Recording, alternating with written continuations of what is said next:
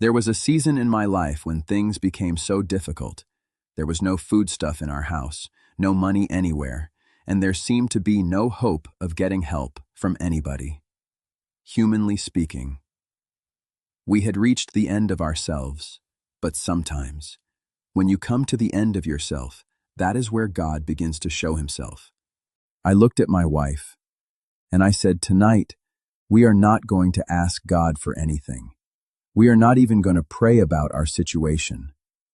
We are just going to worship him and thank him for who he is." So that night, we chose worship over worry. We asked God for nothing. We simply thanked him because he is still worthy. When we finished the worship, my wife looked at me and said, "Is that all?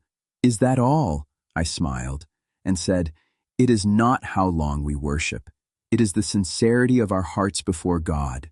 Somehow, I had a peace in my spirit that we had left our burden in God's hands. Glory! Hallelujah! God has done it! A credit alert. 50,000 naira from the last person I ever expected to receive money from. My God! While we were busy worshiping, God was already working.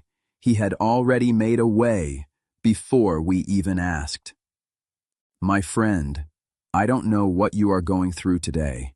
I cannot promise that your answer will come the very next morning, the way mine did.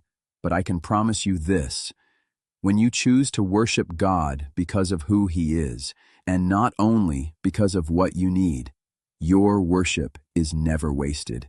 God is still faithful.